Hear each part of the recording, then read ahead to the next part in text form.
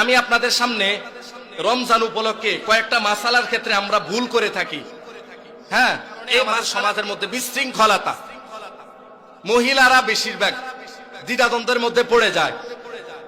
এক নাম্বার, মেসওয়াকের মাসআলা কিসের মাসআলা?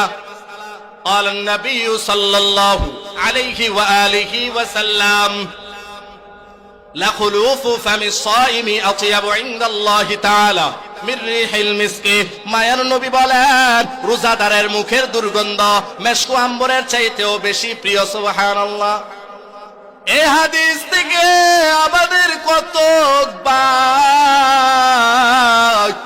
কিছু মহিলা আছে ভুল ধারণা শিকার, মুখের দুর্গন্ধ আল্লাহর কাছে মেশক আম্বরের চাইতেও বেশি প্রিয়, তাহলে ব্রাশ করব না, মেসওয়াক করব না, মুখ পরিষ্কার রাখবো না। এটা দ্বারা এটা বোঝা নাই, বরঞ্চ আপনি আপনার মতো ব্রাশ করবেন ভোর রাতে, দিনের বেলা নয়। মেসওয়াক করবেন প্রত্যেক নামাজের সময়, মুখ পরিষ্কার রাখবেন। এক নাম্বার মেসওয়াকের মাসআলা। দুই নাম্বার ব্রাশের মাসআলা। আমরা ব্রাশ করি কি করি না?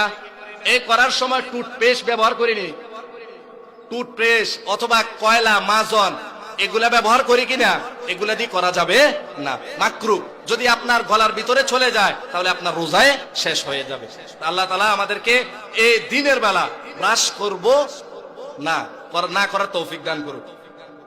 আরেকটা হলো 3 নাম্বার ভূমির মাসআলা। কিছুদিন আগে আমার কাছে এক ভাই প্রশ্ন করলো, হুজুর রোজার মাসে যদি ভূমি করে তাহলে কি রোজা ভেঙে যায়? রোজার মাসে যদি কেউ অনিচ্ছাকৃত ভাবে ভূমি করে তাহলে রোজা ভাঙে? যদি ইচ্ছাকৃত ভাবে মুখ ভরে ভূমি করে তারপরে ভাঙবো, কিন্তু ইচ্ছাকৃত ভাবে নয়, বরং অনিচ্ছাকৃত ভাবে যদি মুখ ভরেও হয় রোজা ভাঙবে না। বুঝছেন তো? 4 নাম্বার, ইচ্ছাকৃত ভাবে দোয়া নেওয়া। আমাদের মা বোনেরা যখন পাক শাক করে কি করে না? আলু সব বেগুনি ফাঁকায় না, বুট ভরা, তখন দোয়া হয় না? ওই দোয়া যদি ইচ্ছাকৃত ভাবে নেয়, অথবা আমাদের অনেকে দোয়ার মজলিস করে কি করে না? ওই দোয়ার মজলিসের যে আগরবাতি জ্বালানো হয়, ওই আগরবাতির ধোঁয়া যদি ইচ্ছাকৃত ভাবে নেয় তাহলে রোজা ভেঙে যাবে, আর অনিচ্ছাকৃত ভাবে যদি যায় রোজা ভাঙে না। 4 নাম্বার। 5 নাম্বার, স্বপ্নে দোষের মাসআলা।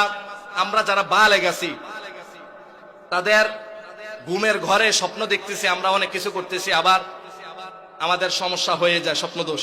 এই স্বপ্ন দোষ যদি আমাদের হয় রমজান মাসে, রোজা হবে, রোজা ভাঙবে না। আরেকটা হলো থুতুর মাসআলা। আমরা আমাদের মা বোনেরা অনেকে দেখা যায় থুতু ফেলতে ফেলতে বারান্দা উঠান সব একাকার করে ফেলে, তাই থুতু আসলে আমরা যদি গিলে ফেলে রোজা ভাঙবে না। এগুলা হলো কয়েকটা মাসআলা। তারাবির ক্ষেত্রে কয়েকটা মাসআলা বলি। আমাদের মা বোনেরা তারাবির ক্ষেত্রে কয়েকটা মাসআলা না জানার কারণে সমস্যার মধ্যে পড়ছে। সেটা হচ্ছে তারাবির নিয়ত জানি না, মুনাজাত জানি না, 4 রাকাত পর কি পরে সেটা জানি না। আমাদের এই মসজিদের মধ্যেও আছে, সবখানে আছে। কি আরে মুনাজাত দেওয়া জরুরি রে, আল্লাহুম্মা ইন্না নাসআলুকা জান্নাতা ওয়া নাউযু বিকা। আরে ভাই মুনাজাত অর্থ কি রে ভাই? মুনাজাত অর্থ যে আল্লাহ তাআলার সাথে আপনি কথা বলবেন, এইটাই দিতে হইব নাকি? বাংলা পারেন বাংলা দেন। আরেকটা হলো সুবহানাল মুলকি ওয়াল মালাকুতি, সুবহানাল 4 রাকাত পর পর। এটা বুজুর্গানে দিনরা বানাইছে, আপনার যদি পড়তে ভালো লাগলে পড়বেন, কিন্তু এটাই পড়তে হবে জরুরি বিষয় এমন না, তাই এটা জরুরি মনে করা যাবে না।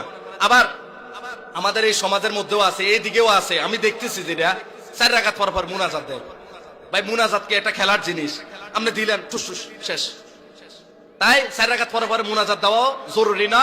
মা বোনেরাও মুনাজাতের অর্থ, মুনাজাতটা জানেন, আল্লাহুম্মা ইন্না নাসআলুকা আর সুবহানাল মুলকি, এই সমস্ত জিনিস না জানার কারণে, নিয়ত না জানার কারণে আরে তারাবিটা পড়া কত কঠিন, অথচ এগুলা জরুরি না। এগুলা হচ্ছে তারাবির ক্ষেত্রে মাসালা। আর আমাদের তারাবির ক্ষেত্রে আরো কিছু মাসালা আছে। সেটা হচ্ছে তারাবি যখন পড়া, খতমে তারাবি, তখন আমাদের কিছু ভাই পিছনের মধ্যে বসে থাকে, যখন পড়ে রুকুত যায় তখন যায়, তাহলে খতম তারাবির সওয়াব আমরা পাবো না। আরেকটা মাসালা, সেটা হচ্ছে যারা আমরা খতম তারাবি পড়াই অথবা তারাবি পড়াই, সূরা তারাবি হইলো হরা, বুঝেন না? কয় হুজুরে পরামর্শ দেয়, হুজুর অমুক মসজিদের মধ্যে 9টা 20 শেষ হয়, আপনার এত তাড়াতাড়ি এত দেরি হয় কা? আরে বাবারে, এটা হলো মেশিন তারাবি। তারাবি ধীরস্থিত হইতে হইব, তারাবির অর্থে বোঝে না, হাতে তাড়াতাড়ি তাড়াতাড়ি। তো এই সমস্যাগুলো করে, তো হুজুরের পরামর্শ দেয়, হুজুর আর একটু তাড়াতাড়ি করলেও তো পারেন, অমুক ওই উত্তর বাড়ির মসজিদের এত তাড়াতাড়ি হয়, কোনার বাড়ির মসজিদে এত তাড়াতাড়ি হয়, ওই কাঁড়ালেবার মসজিদে চা খায় গল্প গুজব করানো শুরু করে, আর আমরা অন্য চাইতেই পারি না। এরকম আছে না লোক? তাই তারাবি ভাই অর্থ তাড়াতাড়ি না, তারাবি সুস্থভাবে দৃঢ় সুস্থভাবে আমরা সঠিকভাবে আদায় করব। যখন ইমাম সাহেব দাঁড়াইবো তখন আমরা দাঁড়াবো, তখন আমাদের তারাবির ফজিলত পাওয়া যাবে। এই ইমাম সাহেব দাঁড়াইলো, পড়লো, আমি রুকুত গেলে আমি যাইলাম, এর আগে যাইলাম না, অথবা নিয়ত টিয়ত এগুলা সুবহানাল্লাহ মুলকি মুলকি এগুলা পড়া জরুরি না। যদি পড়তে চান পড়বেন, 4 রাকাত পরে পরে এমনি বসে একটু বিশ্রাম নেওয়া, ইসরা যেটা বলা হয় ইস্তিরাহাত, আরাম, এই আরামদায়ক করা হয়েছে মুস্তাহাব। আপনি সুবহানাল্লাহিল মুলকি জায়গা অন্য কিছু পড়লেন না পড়লেন সমস্যা আছে নি, আপনি এটাই পড়তে হইব, তাই এইগুলা বাদ দেন। আর আমাদের সমাজের মধ্যে এমন কিছু কুসংস্কার আছে, মৃত্যুবার্ষিকী, জন্মবার্ষিকী, এই বার্ষিকী, মৃত্যু গুলখানি, এই সেই, এগুলো বাদ দেন, বুঝছেন নি? আমার দাদা মারা গেছে, আমার অমুক মারা গেছে, প্রতি বছরে করতে হইব, এই সমস্ত কুসংস্কারটি বাদ দেন, বুঝছেন নি? এই কুসংস্কারের কথা কই সত্যাব করি আমি, মানে কিছু মানুষ আমার শবে বরাতের সময় হালুয়া রুটি এটাকে মানুষ জরুরি মনে করার কারণে আমি বলছি সেটাকে বাদ দেওয়া উচিত। এক সুন্নি নামক সিন্নি আছে, সে আমারে বলে আমার নাকি ইমান নেই। আচ্ছা ভাই, এটাই বলার কারণে ইমান চলে যায়? তাই এই সমস্ত কুসংস্কার আমাদের সমাজের মধ্যে আছে, এগুলো যদি আমরা বাদ দিতে পারি আমাদের সমাজটা সুন্দর হবে, বিশৃঙ্খলতা হবে না, বরঞ্চ আমাদের সমাজটা নূরে নূরান্বিত হবে। আল্লাহ তাআলা আমাদেরকে উক্ত আলোচনাগুলো আমাকে আপনাদেরকে আমল করার তৌফিক